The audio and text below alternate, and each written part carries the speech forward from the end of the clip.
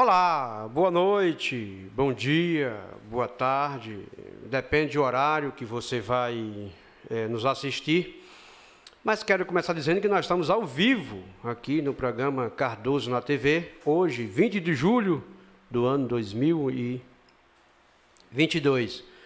Quero dizer que hoje não tem entrevistado, né? Hoje a gente vai comentar um assunto que está sempre rondando aqui o município de Itabira, que é a questão dos precatórios. É um dinheiro de direito aí dos professores que já vem há anos, que era, acho que 60% para os professores, 40% para o município, e o município já gastou parte desse dinheiro, a outra parte continua em conta, e os professores, até agora, não receberam nenhum centavo da parte que pertence a ele, né?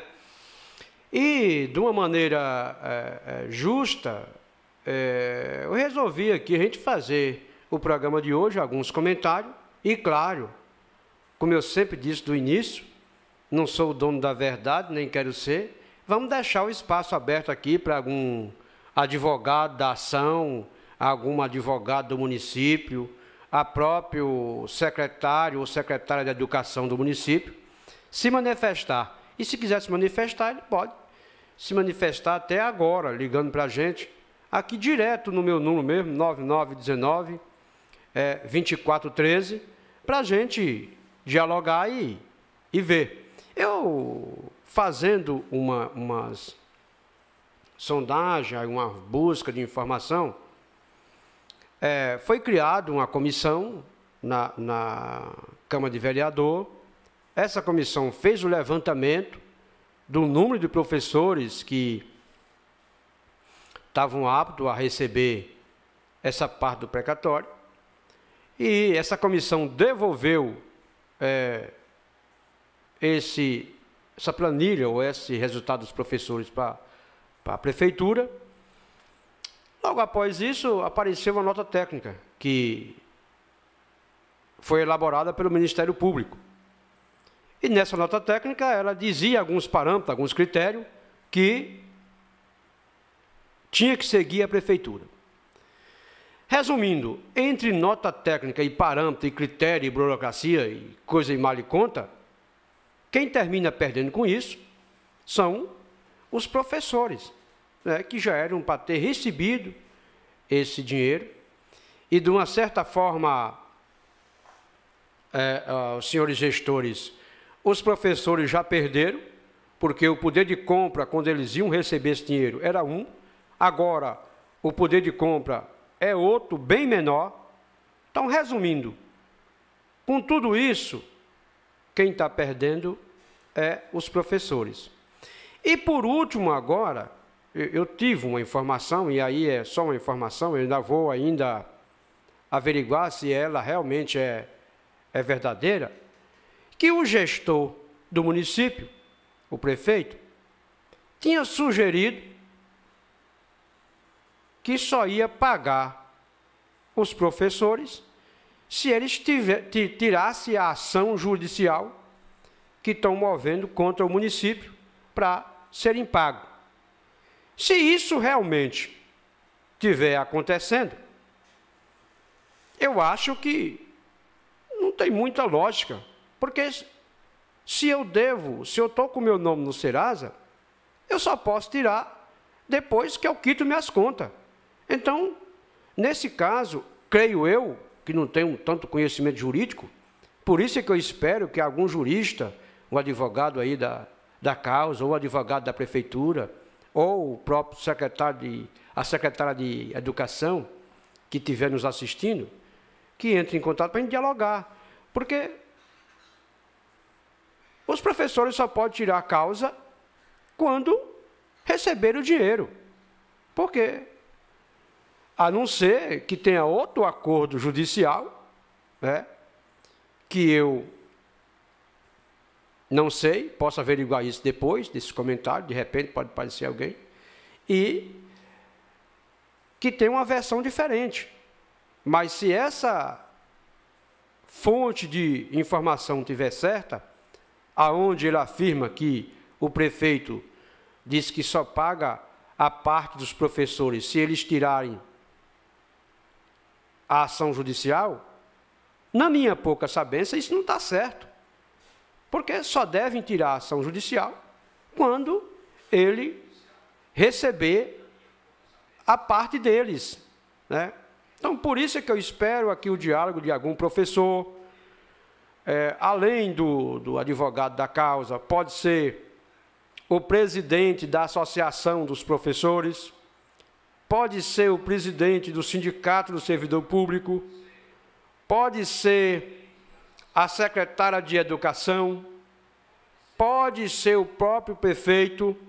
A gente está aqui aberto para o diálogo, e o nosso papel aqui é esclarecer a verdade para os professores que estão ansiosos para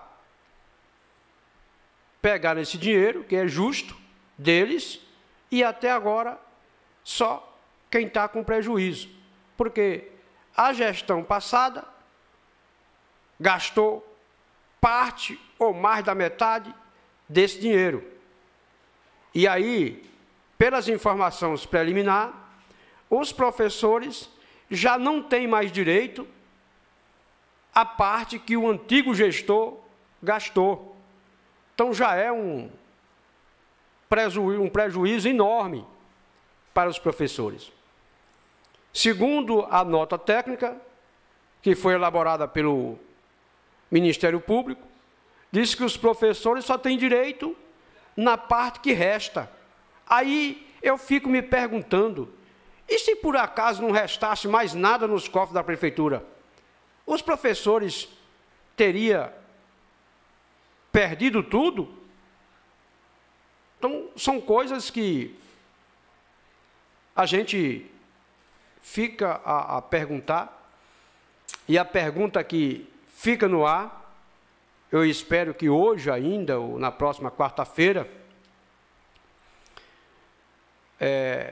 apareça alguém para se manifestar. Eu também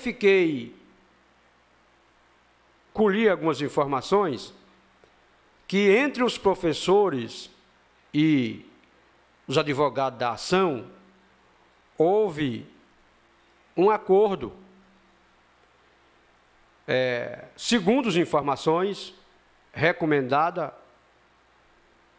ou se não recomendada, mas pelo menos concordada com o próprio juiz da comarca, aconselhando que, se fizesse um acordo, talvez não seria tanto prejuízo. Mas isso são só informações extraoficiais, né? Eu ainda vou buscar informação concreta, ou com os autores da ação, que são os professores, os seus advogados, ou com a própria secretária de Educação do município, para esclarecer melhor essa questão dos precatórios dos professores. A outra coisa, para não ser tão enfático com essa questão dos professores, outra coisa que eu também achei por bem fazer um comentário hoje à noite, e aí, enquanto isso, a gente fica aqui esperando a manifestação dos gestores, ou dos professores, ou dos advogados da ação, a manifestação dessa questão aí dos professores, né? Mas o que eu queria comentar também é uma coisa que não tem nada a ver com os professores. É a questão climática que está acontecendo no mundo.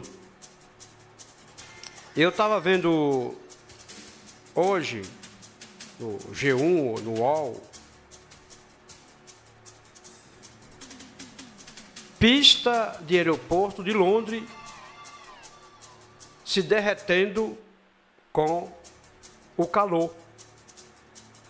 Calor tão grande que o asfalto lá do aeroporto de Londres não se aguentou. E aí eu queria chamar a atenção para os nossos ouvintes que se em Londres está mais de 50 graus temperatura real, aqui no estado do Piauí já chegou a 45 graus, alguns anos atrás, no município de Bom Jesus. E por que eu resolvi comentar isso?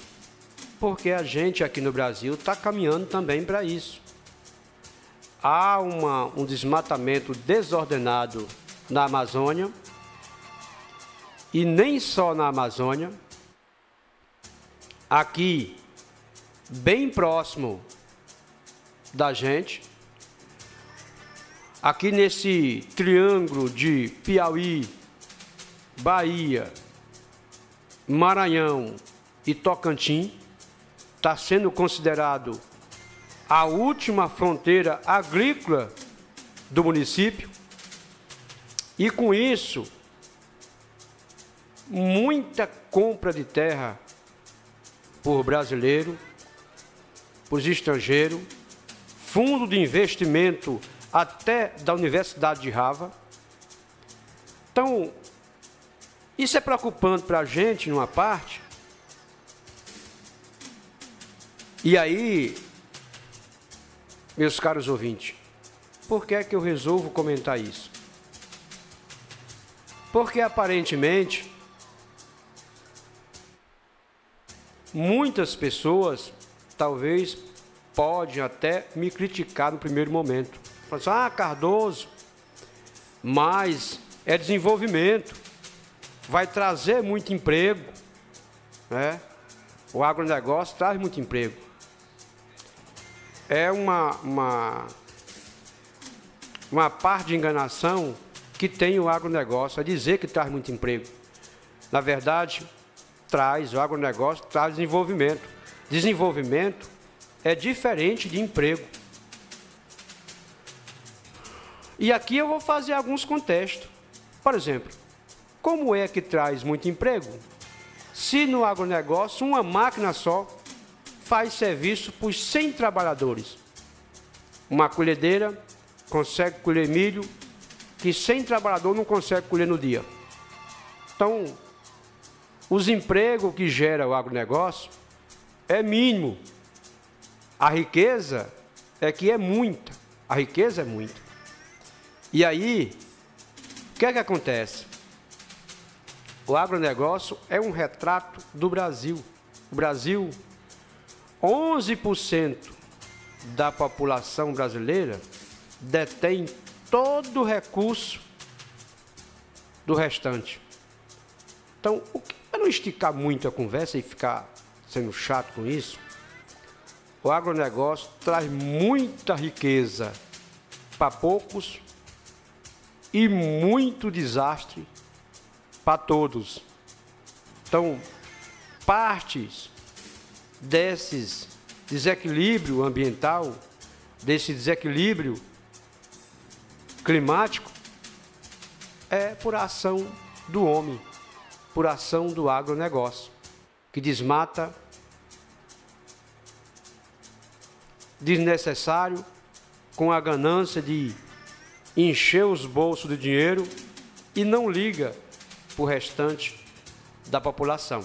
Depois, parece ser tão inteligente os empresários do agronegócio que eles terminam,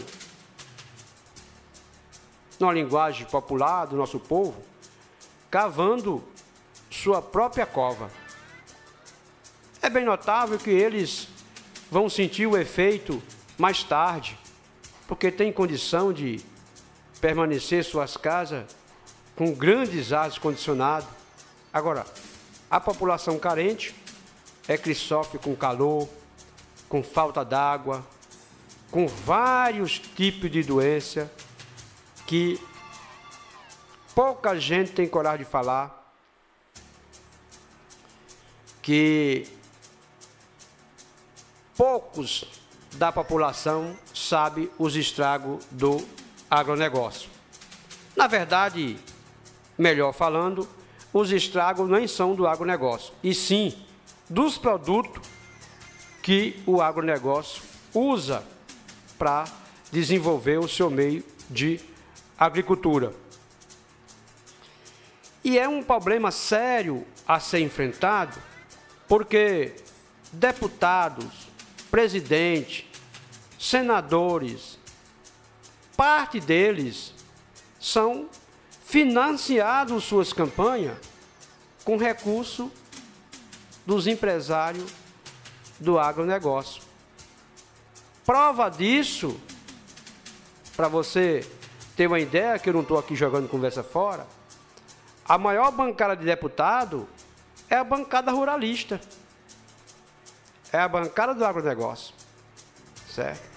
E nós, da agricultura familiar, ainda não se demos conta disso, não percebemos isso. Continuamos na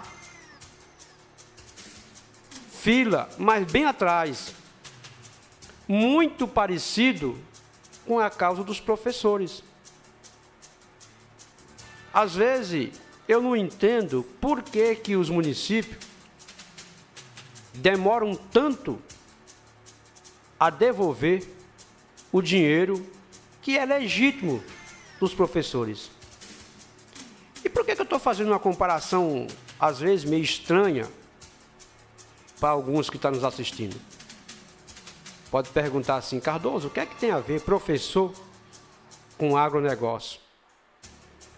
Senhores, é simples, uma comparação muito simples. Pode ser grosseira, mas muito simples. Os maquinistas do agronegócio, quem é que forma eles? Os economistas que ditam as regras do agronegócio, quem é que forma eles?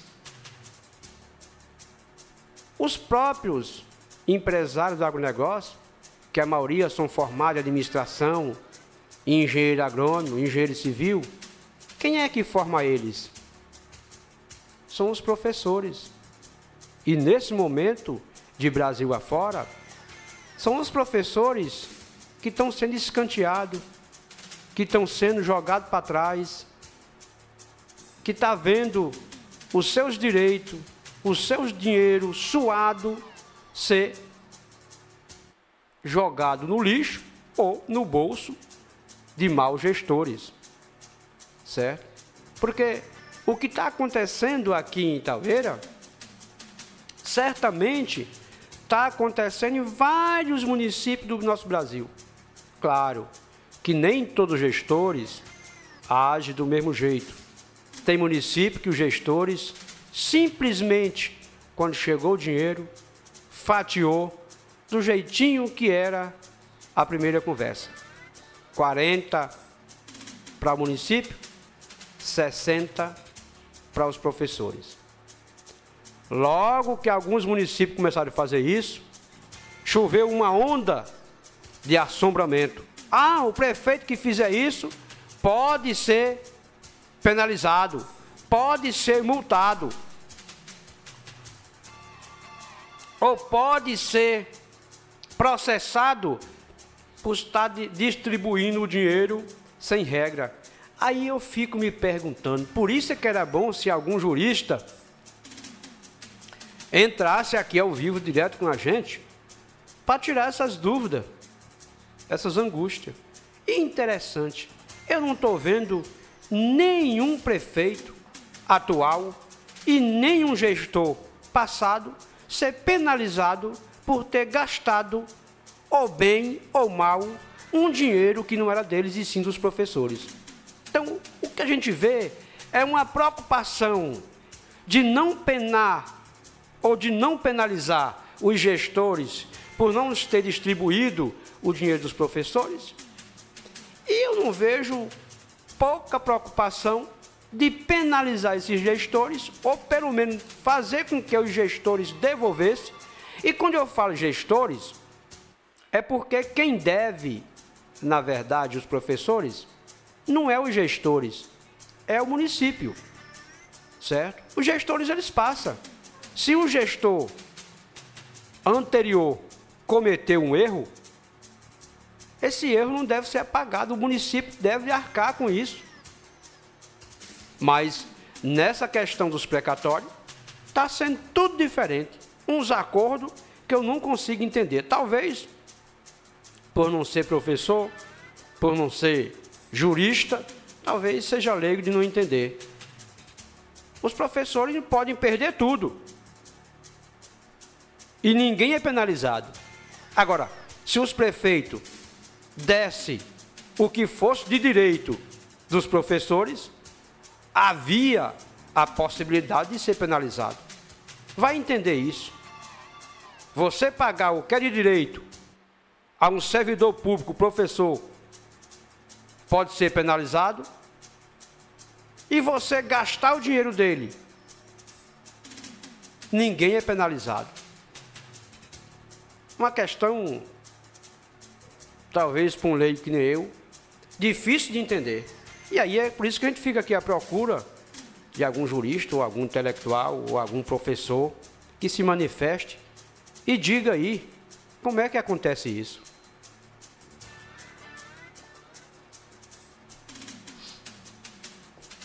Voltando aqui numa mistura de precatório e agronegócio, é exatamente aí para impactar quem está nos assistindo. Deve dizer assim, esses caras não entendem nada de jornalismo. Como é que consegue misturar duas coisas e faz uma farofa dessa, né? Realmente é esquisito para alguns, mas na realidade está tudo ligado, né? Porque os professores, neste momento, estão sendo penalizados e muito. Digo a vocês que aqui em Tavera tinha professor que ia receber em torno de 80 a 100 mil reais.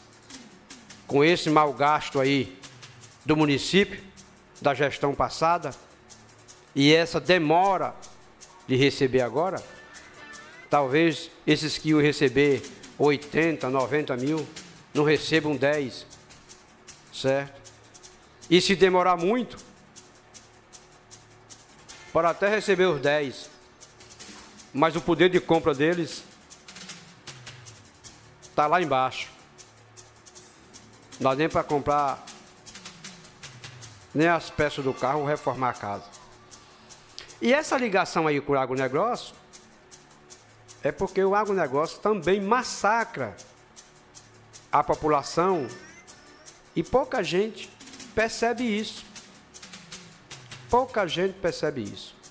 Nós, da população, somos refém do agronegócio, exatamente como está refém os professores da gestão municipal do Brasil inteiro. Você pode me perguntar assim, Cardoso, e como é que a população está refém do agronegócio? É porque, na maioria das vezes, o mesmo empresário que produz o veneno que afeta a saúde da população é o mesmo empresário que produz o remédio que combate o efeito do veneno usado na produção de maneira exaustiva no agronegócio. E aí, pouca gente sabe disso. Pouca gente sabe disso. Por exemplo, o número descontrolado de câncer de próstata, de câncer de mama, de câncer de tireoide, todos esses tipos de câncer que atacam as glândulas do seu corpo, eles são provocados por uma substância chamada glifosato. Essa substância, ela está num dos principais venenos que é usado na agricultura exaustivamente. O glifosato está presente em bromoxone, em Roundup. Eu vou dizer só essas duas substâncias. Onde é que são usados o bromoxone e o Roundup, que contém a substância glifosato?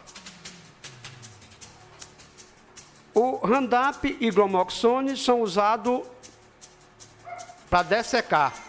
Então, ele é usado no plantio direto. Aqueles empresários que plantam o plantio direto, usa glifosato, usa bromoxone ou Roundup, que são duas substâncias que contêm a substância do glifosato, uso no plantio direto, e aonde é mais complicado e mais assustador, eles usam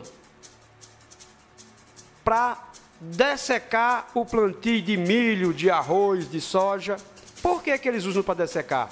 Porque na natureza, num processo comum, uma lavoura de milho, ela nunca seca 100% uniforme, de uma vez só. E o que é feito no agronegócio? Enche um tanque de avião e pulveriza a plantação de milho com bromoxone ou Roundup. Para que isso? Para ter uma secagem 100%. Com isso,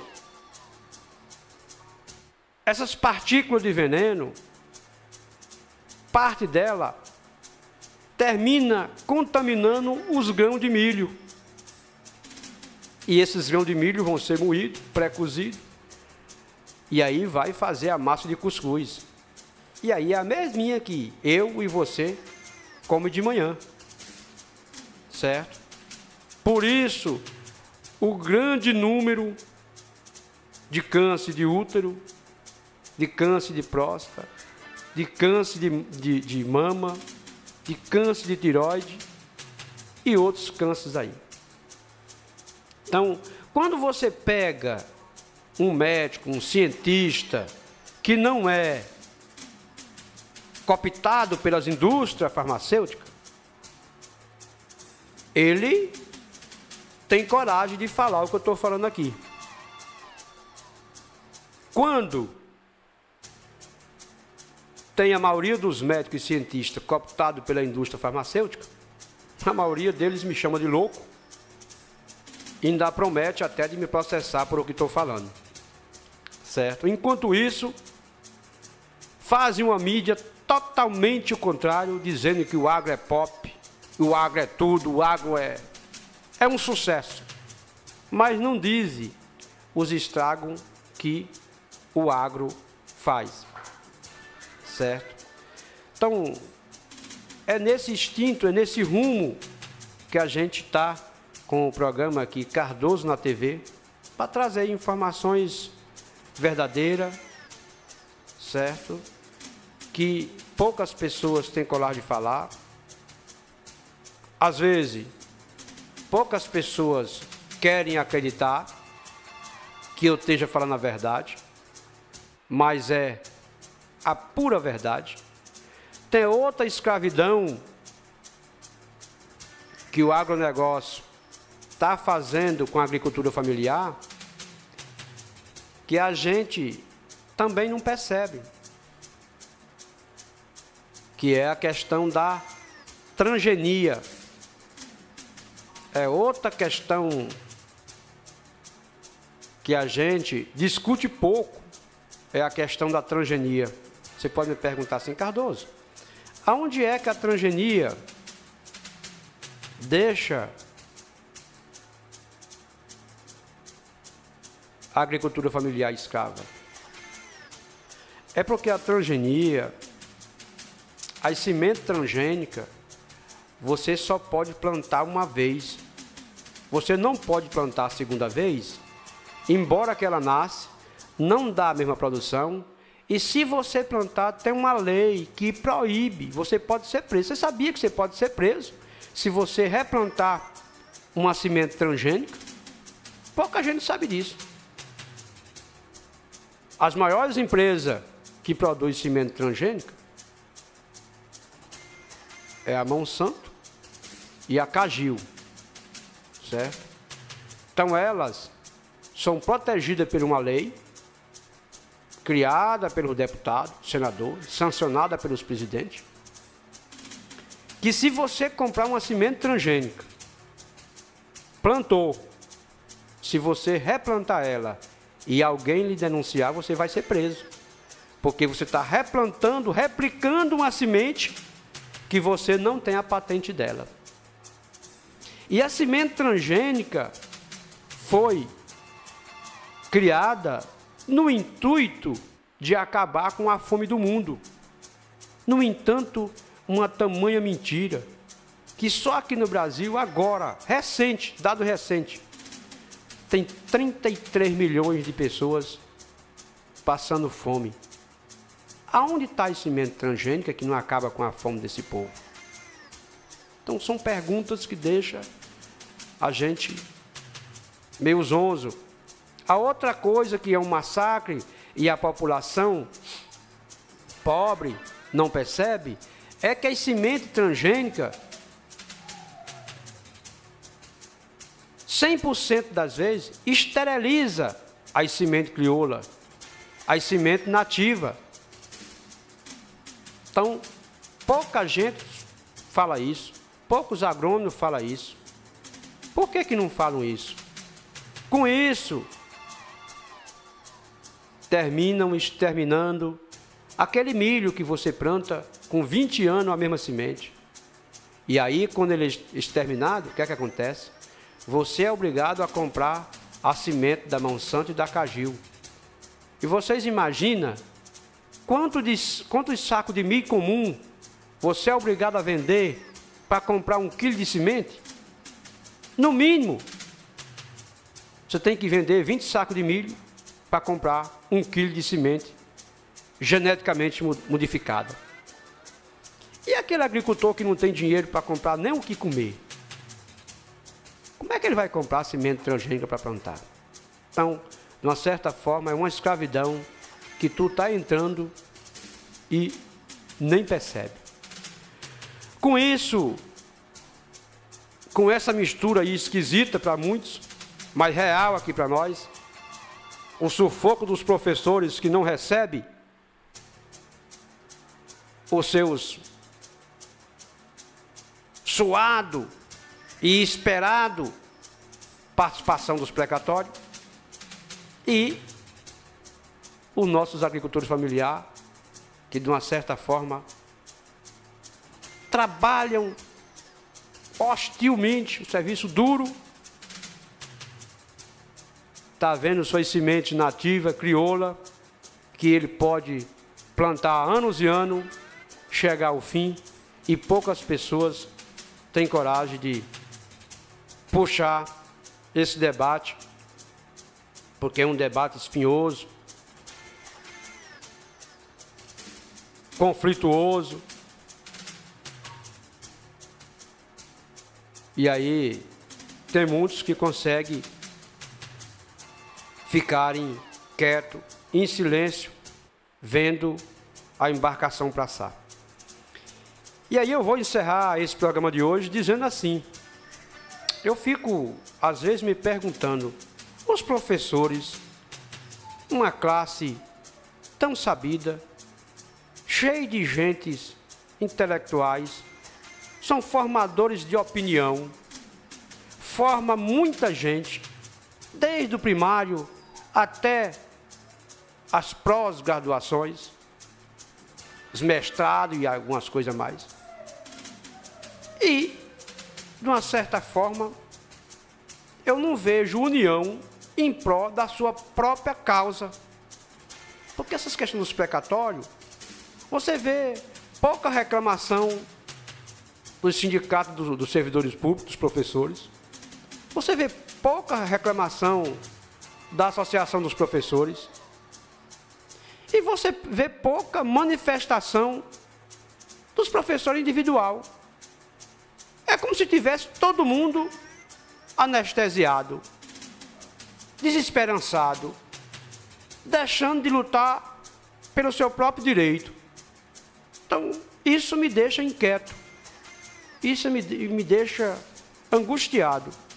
Porque, como eu faço parte do movimento social, milito na militância da educação popular, faço parte do movimento sindical dos trabalhadores rurais, a gente geralmente é um movimento aguerrido de lutar pelos seus direitos.